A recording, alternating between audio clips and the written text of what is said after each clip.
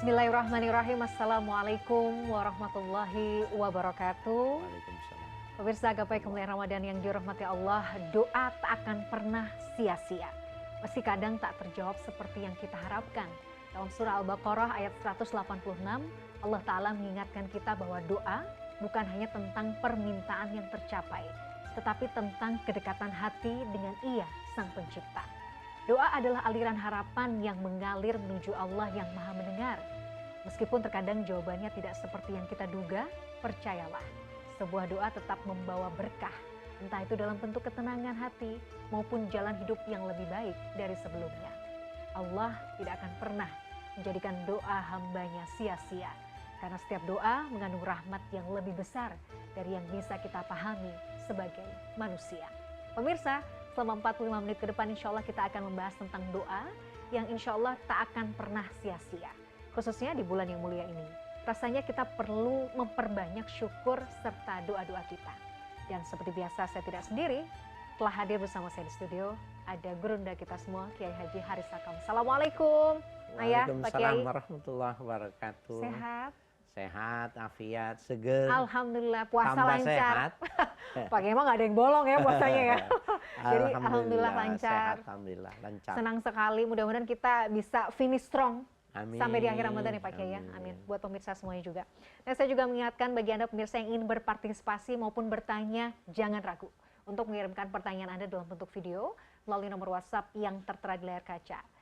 Pak Kiai, bahasan kita adalah soal doa. Ini momen yang bagus. Sebenarnya kan beberapa pertemuan sebelumnya kita sudah bahas juga ya terkait doa.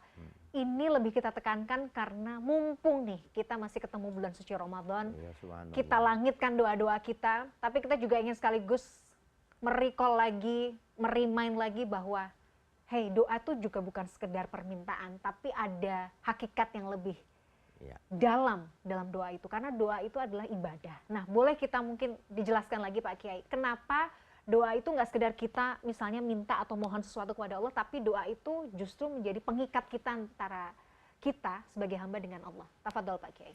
Baik, bismillah, walhamdulillah, wassalatu wassalamu ala rasulillah, amma ba'du, Mbak Mila, dan para pemirsa dimanapun Anda berada, mudah-mudahan pagi ini kita mendapatkan keberkahan, amin. Amin ya rabbal alamin. Bicara tentang doa, doa menurut Nabi, ad-doa huwal ibadah. Doa itu adalah bentuknya ibadah. Jadi meminta bagian dari ibadah karena disuruh sama Allah. Allah yang minta. Jadi cirinya ibadah itu adalah perintah Allah. Ud'uni astajib lakum. Mintalah kepadaku, niscaya aku akan penuhi. Nah, karena itu perintah Allah, maka dia doa itu didudukkan bagian dari bentuk doa. Jadi salah satu ritual ibadah itu adalah berdoa. Nah, kenapa mesti berdoa? Doa itu untuk merasakan adanya kedekatan.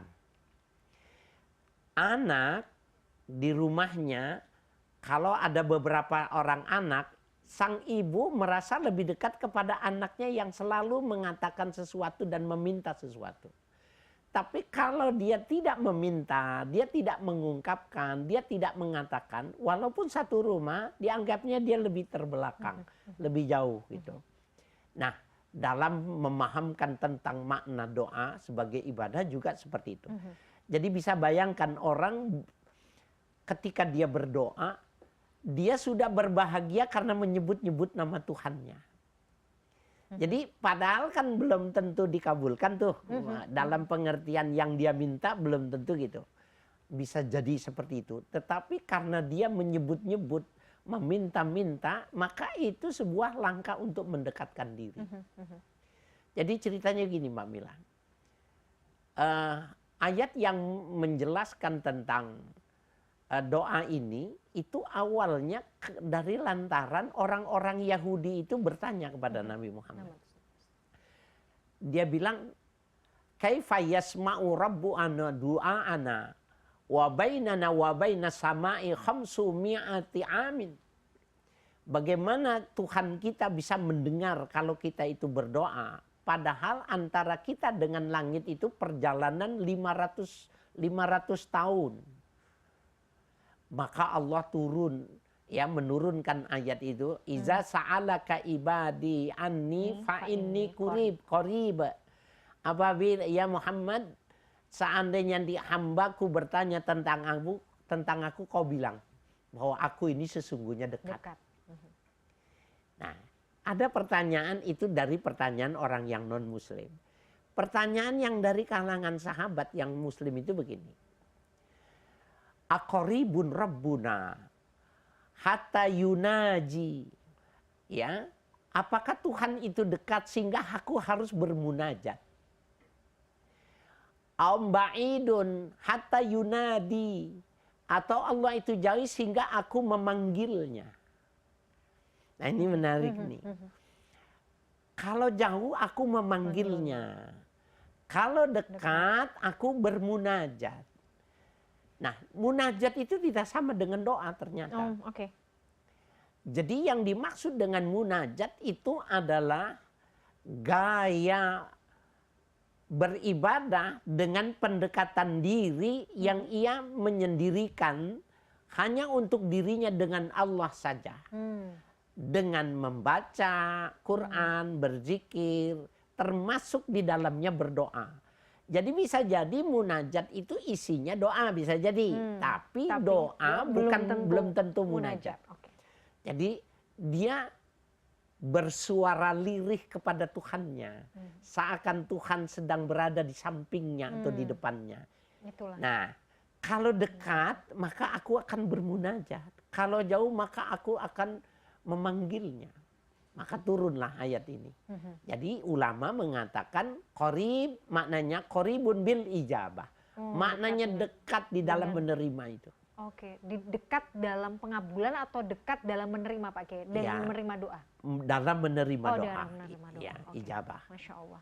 Jadi intinya ya Pak Kiai ya, kita tuh memang tidak usah, itulah dahsyatnya ya. Jadi doa itu kan nggak perlu perantara ya Pak Kiai. Artinya kita bisa langsung aja minta sama Allah aja tanpa ada perantara. Tapi misalnya ada kan misalnya mungkin kita ketemu orang yang soleh misalnya, saya ketemu Pak Kiai mohon doanya, itu kan juga bagian tidak ada yang salah dengan seperti itu Pak Kiai. Boleh, itu yang disebut dengan tawasul ya. Tawasul ya.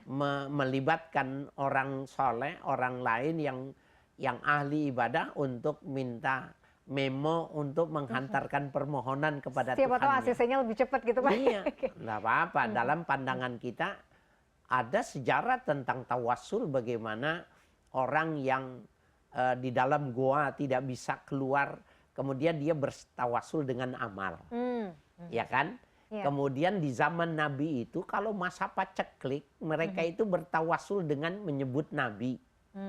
Ya, meminta sesuatu tetapi bijahi Sayyidina Muhammad, dengan kebesarannya Nabi Muhammad. Itu namanya tawasul.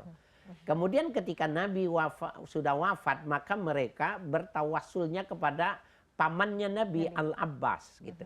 Nah, ini menunjukkan bahwa tawasul itu dikenal. Tapi meminta secara langsung juga bagus. Tapi bukan berarti maksudnya ada orang yang mintanya didoain aja sama mungkin orang-orang salah, tapi dia sendiri nggak mau berdoa, kan itu juga salah kaprah kan Pak Kiai, nggak boleh juga. Itu termasuk orang yang sombong.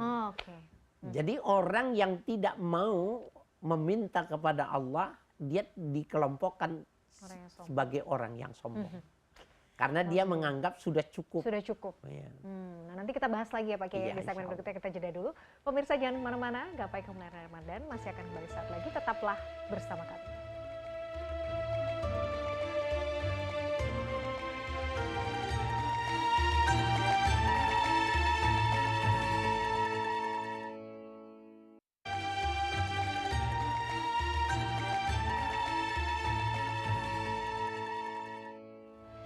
Pemirsa, terima kasih Anda masih menyaksikan Gapai Kemuliaan Ramadan. Seperti biasa di segmen kedua ini, Kiai Haji Haris Hakam akan menjawab pertanyaan Anda pemirsa yang sudah masuk melalui WhatsApp dalam segmen Ustadz Menjawab.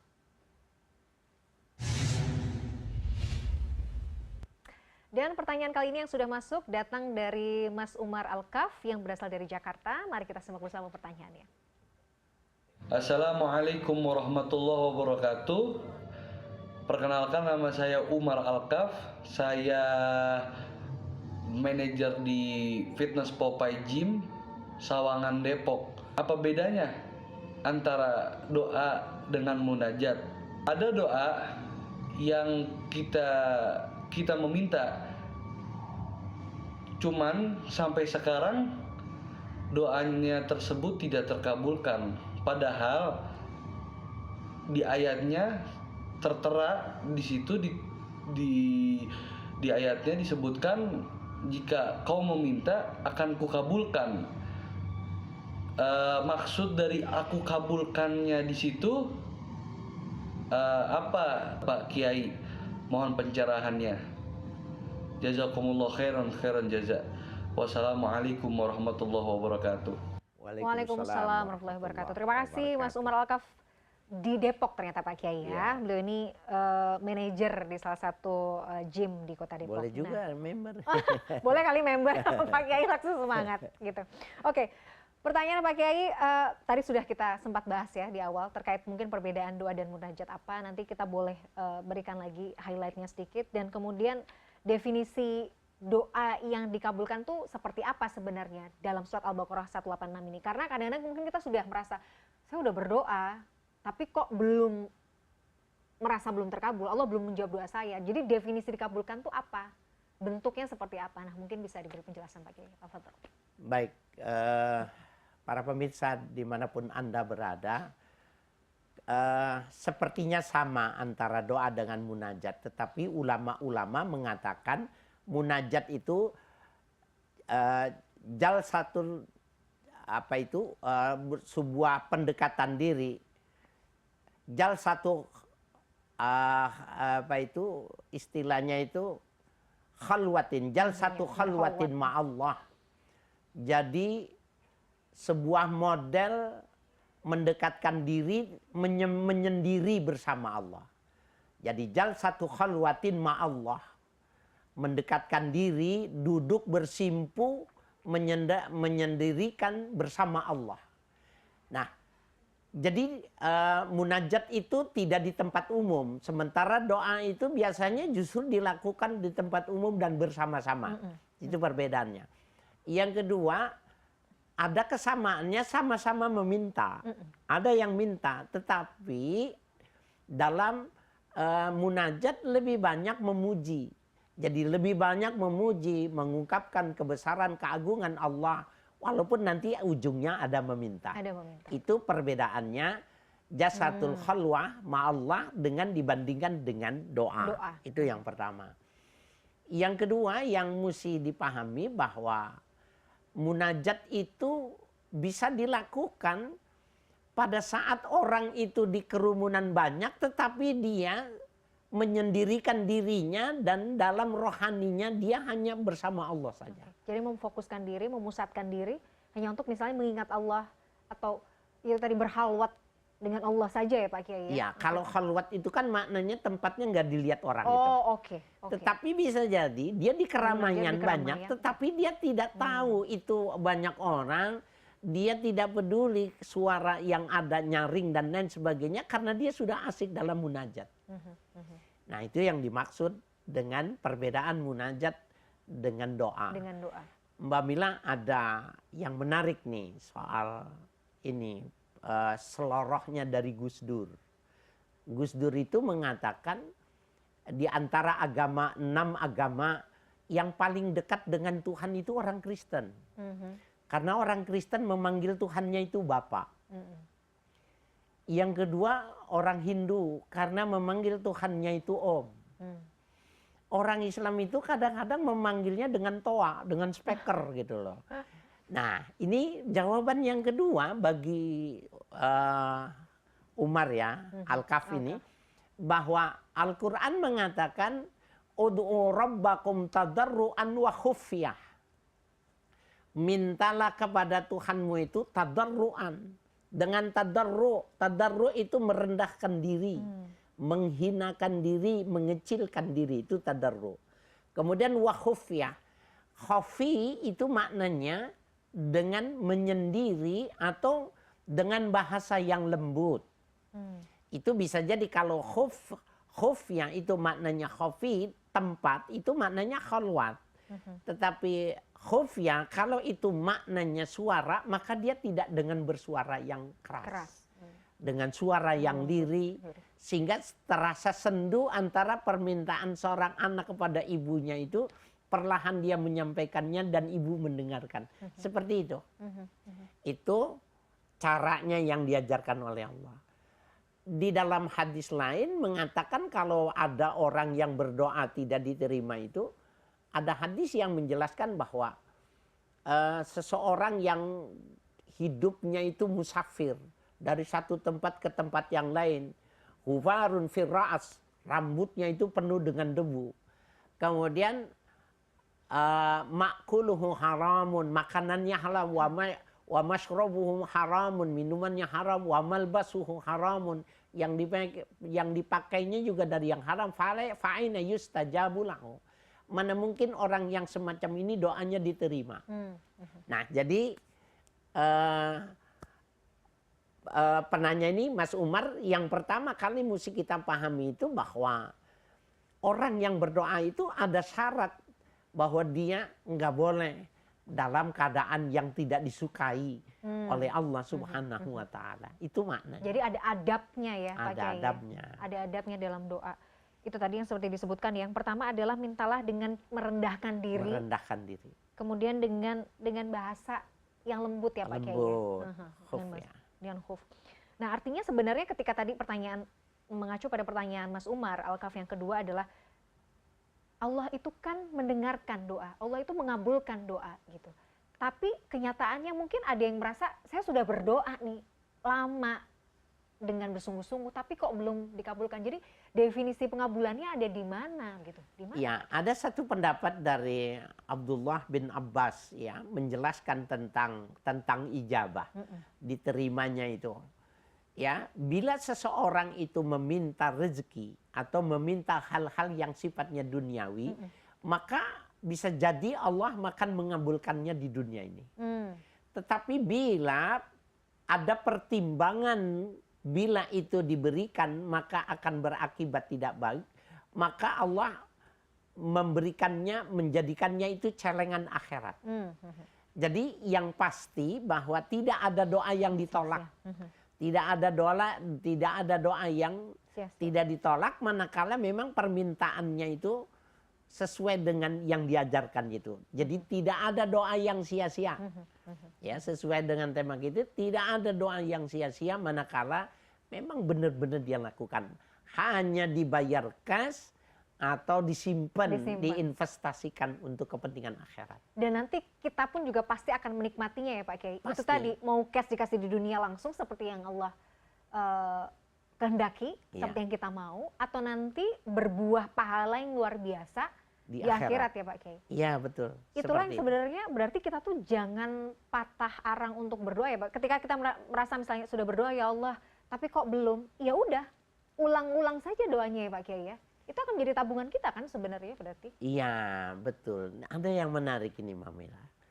Ada di kalangan ulama-ulama sufi itu, dia mengatakan bahwa ya Allah, ya uqarriru du'auka, ya aku mengulang-ulanginya doa kepadamu. Walam yustajabu lahu, dan belum engkau terimanya. Maka Allah memberikan ilham kepadanya bahwa aku senang mendengarkan gerak bibirmu mengucapkan namaku gitu. Maka ketika Allah memberikan ilham kepada si sufi ini tadi bahwa Allah senang mendengar ucapan itu menyebut-nyebut namaku, maka dia bilang, ya Allah kalau begitu jangan kau kabulkan permintaanku sehingga aku selalu menyebut-nyebut namamu. Karena menyebut namamu adalah sebuah kenikmatan, ya, bagian dari sebuah kenikmatan yang besar. Nah itu kan cara pandang berarti. Betul, mindset. Betul. Ya, nah jadi nggak ada yang sia-sia dan ada orang yang mampu memahami sejauh itu justru. Gitu. Bahkan ketika misalnya kita mungkin masih bisa berdoa, bukan pada fokus pada doanya, tapi kemampuan kita untuk masih mau minta sama Allah. Ketika kita paham bahwa itu adalah bagian dari rahmatnya Allah. Ya. Itu mungkin sudah jadi apa ya? Udah jadi nilai plus lagi ya nggak? Iya. Iya Pak Kiai. Benar. Jadi ketika dulu kita membahas tentang syukur, nikmat itu karunia Allah. bersyukur itu karunia Allah. Jadi kemauan melakukan syukur adalah tambahan karunia dari sebuah kemuliaan. Ya, nikmat itu sendiri. Nah, begitu juga pada konteks pembahasan kita ini tentang berdoa. Ketika menyebut-nyebut nama Allah itu sendiri, sebenarnya itu sendiri aja sudah pemberian, sudah bagian dari yang dianggap sebagai karunia Allah itu tadi. Kita masih akan lanjutkan pembahasan kita terkait doa ini Pak Kiai. Mumpung ini kita lagi ada di bulan suci Ramadan, jadi bagaimana kita menggempur langit dengan doa-doa kita, insya Allah kan begitu ya. Dan mudah-mudahan Allah ijabah doa-doa kita. Tapi kita harus jeda dulu, nanti kita akan lanjutkan. Pemirsa jangan kemana-mana, Gapai Kemuliaan Ramadan masih akan kembali sesaat lagi, tetaplah bersama kami.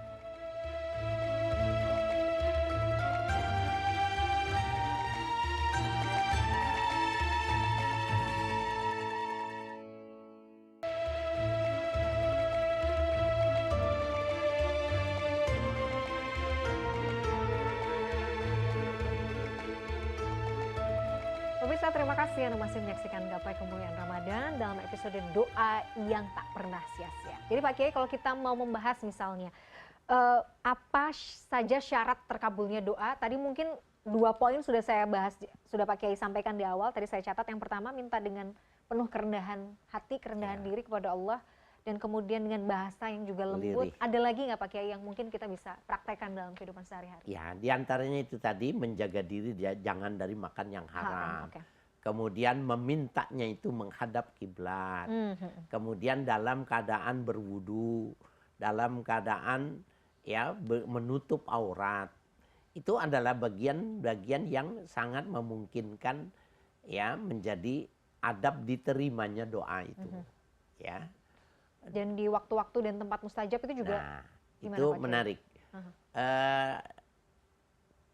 Ada 2 yang jadi, ada waktul ijabah, ada makanul ijabah. Kalau makanul ijabah itu adalah tempat-tempat yang diterimanya doa. Itu adanya di Mekah. Itu. Adanya di Mekah, itu di Multazam, di antara Hajar Aswad dengan pintu Ka'bah. Kemudian di Hijr Ismail, kemudian di Raudhah, ya, makam Rasul. Itu adalah makamul istijabah gitu. Tapi ada waktul istijabah, waktu yang dimustajabkan. Nah, itu diantaranya itu adalah waktu sepertiga malam yang akhir. Yang kedua itu bainal azani wal iqamah, antara azan dan iqamat. Kemudian bainal khutbatain, antara 2 khutbah di hari Jumat itu. Kemudian bainal khutbah was shalah, antara khutbah dengan sholat. Itu adalah waktu-waktu yang mustajab. Jadi sebenarnya kita ini tinggal banyakin ilmunya, sudah tahu adabnya apa untuk berdoa, kita praktekkan, dan insya Allah tuh itu bagian dari proses, sebenarnya bagian dari proses kita itu ya, proposal kita di ACC sama Allah lah bahasanya gitu ya Pak Kiai. Iya, betul. Silahkan Pak Kiai. Ada pendapat Abdullah bin Umar yang menarik. Beliau mengatakan man futiha lahu fid du'a. Orang yang dibukakan jalan kepada Allah untuk berdoa. Futiha lahu babul istijabah. Maka dia akan dibukakan oleh Allah pintu penerimaan. Jadi kalau kita sudah mau berdoa, ya, kalau kita mau berdoa, sebenarnya itu isyarat, itu adalah sebuah pintu untuk dibuka. Karena tidak mungkin Allah memerintahkan kita, memudahkan kita berdoa, tetapi terus ditolak. Itu kan ibarat kata analoginya kita mengetuk pintunya Allah kan Pak Kiai. Nah, jadi pendapat ini menarik. Jadi bagi orang yang sudah dibukakan pintu untuk berdoa, maka sesungguhnya pada saat yang bersamaan Allah bukakan juga ya babul istijabah, pintu yang dapat diterimanya doa itu. Kenapa demikian? Karena nggak mungkin ketika Allah memberikan jalan berdoa kemudian ditolak. Gitu. Jadi yakin saja, husnuzon saja. Betul. Apalagi kalau kita sering doanya, jadi kan ngetoknya makin sering nih, masa sih Allah nggak akan bukain ya? Bahasanya begitu ya Pak Kiai ya. Betul. Tapi kan bentuk pengabulan doa dari Allah tuh kan macam-macam ya, seperti tadi Pak Kiai sampaikan, langsung dikabulkan iya, disimpan. Penggantian dengan sesuatu yang lebih baik itu juga bentuk dari pengabulan kan Pak Kiai? Bisa jadi, atau ditukar yang lebih bagus. Jadi umpamanya mintanya A, diberinya B, karena B itu lebih bagus dari A gitu. Maka Allah dengan kemurahannya akan memberikan yang terbaik gitu. Jadi bagi kita yang berdoa harus punya persepsi bahwa kabulnya itu adalah sesuatu yang lebih bagus dari yang dia minta. Nah, kalau dia mampu memahaminya semacam itu, maka tidak ada doa yang sia-sia. Kalau misalnya ada orang yang berarti sudah menyerah dalam berdoa karena merasa kayak ini Allah nggak mendengarkan doa saya, ini Allah nggak kabulkan gitu. Itu berarti mungkin gimana Pak Kiai? Apa indikasi yang mungkin kita bisa lihat dari orang yang sudah menyerah gitu dalam berdoa Pak Kiai? Itu termasuk qaswatul qalb. Qaswatul qalb. Ya, kerasnya hati seseorang itu. Alladzina yastakbiruna an ibadati. Orang-orang yang menyombongkan diri dari melakukan ibadah. Nah, yang dimaksud dengan ibadah di sini adalah berdoa. Jadi orang itu merasa sombong, dia merasa bisa menghidupi, mengatur kehidupannya tanpa meminta kepadaku. Gitu. Ya, bagi orang yang semacam ini diancam kesombongan. Jadi salah satu yang tidak boleh dilakukan dan syarat untuk masuk surga itu orang nggak boleh punya sombong. Iya. Nah, tidak berdoa itu juga termasuk minal mustakbirin. Iya. Termasuk orang-orang yang menganggap dirinya sudah cukup.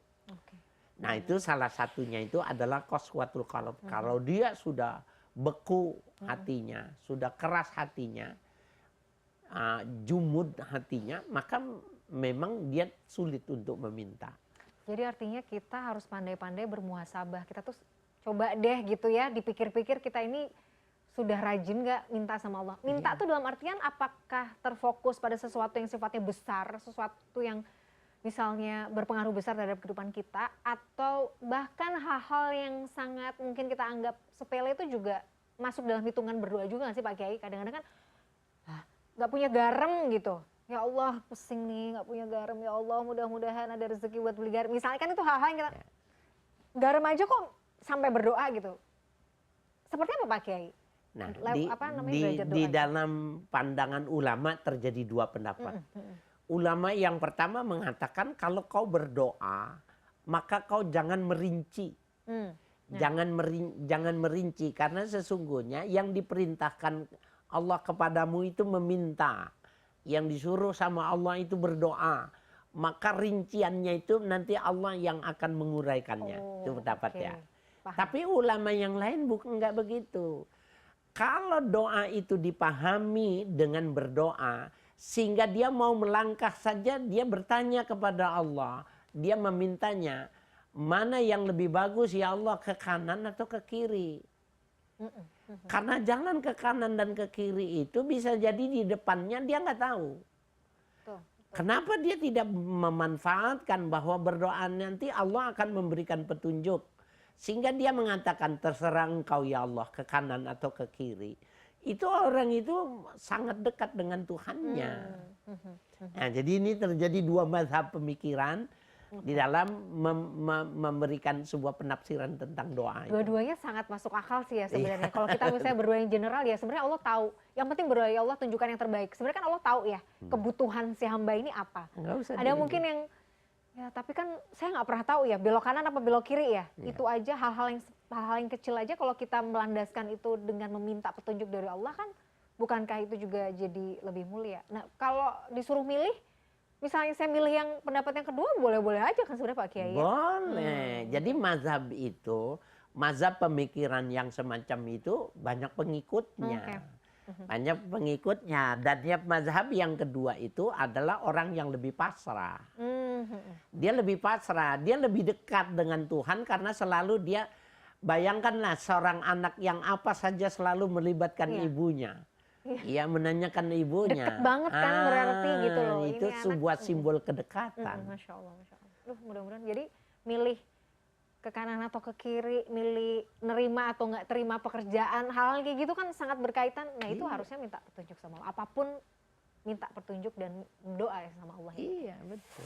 Menarik. Pak Kiai, masih akan kita bahas lagi satu segmen terakhir nanti. Kita harus jeda dulu. Insya Allah. Pemirsa jangan kemana-mana. Gapai Kemuliaan Ramadan masih akan kembali saat lagi. Tetaplah bersama kami.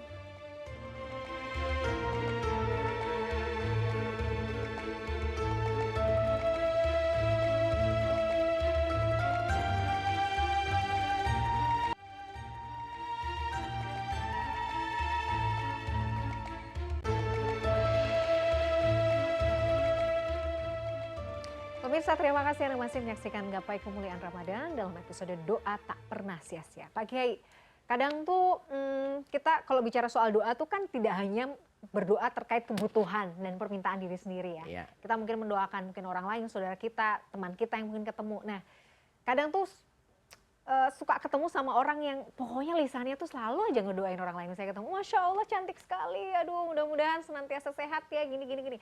Ketemu orang baru selalu doain. Misalnya WhatsApp atau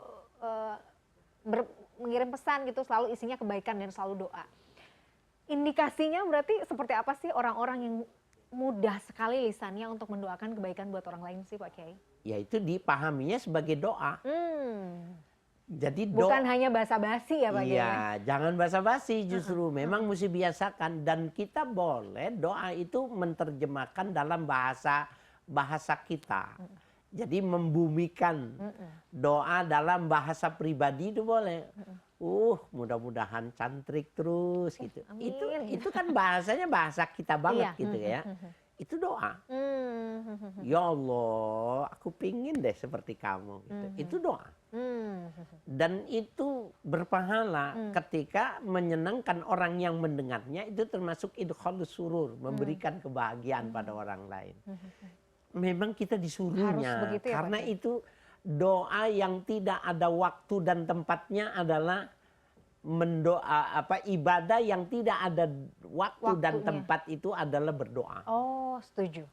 Kalau sholat dibatasi dengan tempat, harus dibatasi dengan waktu gitu ya Pak Ada Kiai ya. ritual Puasa juga tertentu, begitu gitu. gitu ya. Yang Jadi, tidak ada ikatan iya juga ya, betul. Setuju, adalah Pak Kiai. doa. Dan itu harus kita Banyakin. banyakin, kita ulang-ulang Pak Kiai. Iya. Ketemu guru kita misalnya kita doakan supaya beliau sehat, kan itu juga. Nah, Pak Kiai, saya pernah mendengar begini, intinya kalau kita mendoakan orang lain siapapun itu, maka akan ada malaikat yang juga bahasanya mengaminkan doa itu kembali kepada kita. Betul nggak iya, seperti itu Pak Kiai? benar ya. Jadi memang karena jadi pemahamannya karena doa itu adalah sesuai Nabi katakan ad-du'ahu huwal ibadah. Doa itu adalah bentuknya ibadah. Maka bila kita mendoakan orang lain, maka sebenarnya diaminkan oleh malaikat, dan ketika malaikat mendoakan itu bukan cuma kepada yang dituju, tetapi kita yang mendoakannya itu. Sehingga dalam salah satu makalah dikatakan bahwa salah satu doa yang diijabah itu adalah doaul ghaib. Kita kalau dekat selalu kita mengatakan, waduh mudah-mudahan kita bisa ketemu lagi di dunia, di akhirat. Waduh, tolong dong doain saya supaya saya bisa ngikutin kamu dan lain sebagainya. Itu adalah doa yang langsung. Tetapi ketika orang itu tidak ada pun, dia karena memang biasa mendoakan, maka dia mendoakan juga.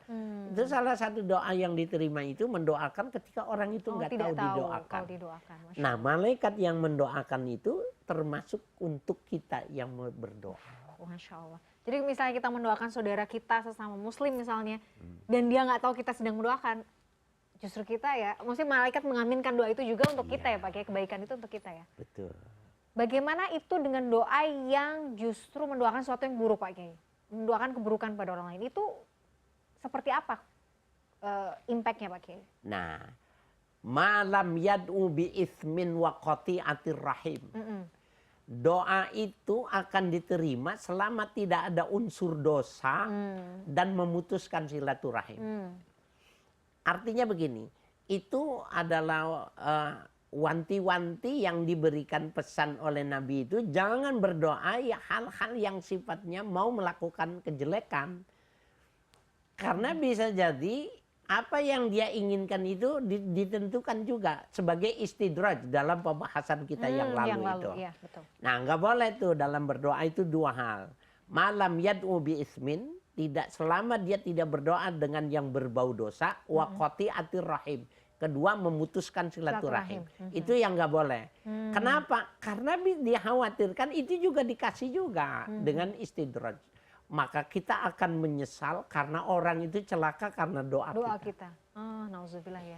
Maka dalam bahasa Mbak Mila ada doa da'a lahu, ada da'a anhu gitu loh. Kalau da'a lahu itu maknanya positif. Kalau da'a anhu itu maknanya negatif. Nah, dikhawatirkan ketika dia mendoakan yang jelek juga Allah mengabulkannya sehingga sepanjang umur kita menyesal karena dia celaka gara-gara kita mendoakan gitu. Jadi lisan ini penting sekali, makanya doain meskipun kita lagi sebel sama orang Pak Kiai, misalnya kita sakit hati sama ada mungkin orang lain yang ya bikin kita sakit hati. Walaupun tahan. Jadi doain yang baik aja Pak Kiai. Dikhawatirkan jadi da'a anhu itu. Oke, keburukan yang akhirnya malah kita justru menyesal ya. Kita setiap kali lihat dia dan kita menyesal. Tapi kita tidak bisa memutar ulang. Iya. Nah, itu penyakit siksaan sebelum kita di yaumil akhir. Jadi kita sudah tersiksa di dunia karena memang Allah mengistidraj dari dosa kita yang buruk itu tadi. Terutama ibu. Ibu kepada anaknya itu kan sering sekali ibu dikecewakan sama anaknya. Lalu ibu itu mengatakan sesuatu dan ibu itu menyesal karena anaknya sesuai dengan yang dia kutuknya. Maka selalu ibunya menangis, minta diulang supaya diputar ulang periwayatan kehidupannya. Tapi nggak bisa mundur ke belakang gitu. Maka dia sudah tersiksa sebelum kematiannya. Mudah-mudahan Allah jauhkan kita dari lisan yang buruk dalam berdoa ya Pak Kiai. Pak Kiai, tadi kan dari awal pembahasan kita tentang surat Al-Baqarah 186. Secara garis besar kalau kita padatkan kesimpulannya apa Pak Kiai yang mungkin bisa berguna selama mungkin kita bisa memperbaiki doa kita di bulan suci Ramadan ini? Terutama di bulan Ramadan bahwa semua hal ternyata bisa bernilai ibadah. Sampai-sampai objek yang tidak ada di hadapan kita pun bisa bernilai ibadah manakala kita mensisipkan nama orang. Manakala kita mensisipkan terutama Ramadan, ya Allah. Kita kan tahu ya kan kondisi saudara kita, keluarga kita yang di kampung. Ya Allah, sekarang ini hamba-Mu dengan karunia-Mu bisa seperti ini. Jangan lupa Kau berikan ya Allah. Kalau memang harus Kau kurangilah bagianku ya Allah, kirimkan untuk si fulan, untuk kipilan. Ya Allah itu tetanggaku itu ya Allah berikanlah, tambahkan itu. Maka itu semua adalah nilai-nilai ibadah yang ritual itu hanya kita dan Allah yang mengerti bahwa itu sebuah pendekatan diri. Padahal kalau kata orang cuma begitu, mana bisa merubah sebuah peradaban. Jangan dikira begitu. Pada saat itu adalah waktu yang mustajab, maka Allah akan memanjangkan tangannya lewat orang lain dari lantaran doa kita. Allah dengan tangan orang lain menghantarkannya untuk memenuhi hajat orang itu. Jadi kalau ada istilah doa adalah senjatanya orang muslimin, itu ya memang betul Pak Kiai ya? Iya benar. Senjata kita itu memang dengan doa ya? Iya, karena bahkan salah satu yang bisa ketetapan di antara dab'ul bala ad-doa. Ad-doa dab'ul bala, di antaranya itu doa itu bisa menolak bala. Menolak bala. Iya. Padahal dalam catatannya itu dia mesti kena. Cuma ketika dia menghindar itu pas waktu yang mustajab, maka dia tidak terkena. Atau mungkin bisa terjadi sesuatu yang jauh lebih buruk, tapi karena berdoa. Doa itu tadi. Peristiwanya tidak bisa dihilangkan, tetapi bobotnya, nilainya yang rendah. Makanya berdoa lindungi kita ya. Tameng kita tuh ya dengan doa ya sebenarnya Pak Kiai. Iya. Oke, Masya Allah. Luar biasa. Pak Kiai. Doa junnah. Junnah. Tameng kita senjata kita, Masya Allah. Pak Kiai, menarik sekali pembahasan kita. Ini luar biasa, banyak. Sekali lagi kita banyak diingatkan lagi tentang pentingnya doa. Doa bukan hanya sekedar permintaan, Tapi doa adalah bagian dari hubungan kita ya. Iya. Kebutuhan kita, penghambaan kita yang sempurna kepada Allah. Mudah-mudahan Allah senantiasa mudahkan lisan kita, hati kita Amin, untuk berdoa. Sekali lagi jazakallah khair ilmunya Pak Kiai, sehat-sehat selalu. Amin. Ketemu lagi nanti di episode berikutnya. Insyaallah. Pemirsa, tidak terasa saya sudah perjumpaan kita dalam program Gapai Kemuliaan Ramadan hari ini. Semoga kajian hari ini membawa manfaat, membawa kebaikan. Dan Allah Azza wa Jalla senantiasa mudahkan kita semua untuk bersemangat senantiasa dalam menuntut ilmu agama. Amin ya rabbal alamin. Terima kasih atas perhatian Anda. Saya Meladia Rahma dan juga Kiai Haji Harisaka undur diri. Insya Allah kita akan jumpa lagi pada episode yang akan datang. Subhanakallahumma wa bihamdika asyhadu an la ilaha illa anta astaghfiruka wa atubu ilaik. Wassalamualaikum warahmatullahi wabarakatuh. Sampai jumpa. Waalaikumsalam Terima kasih. warahmatullahi.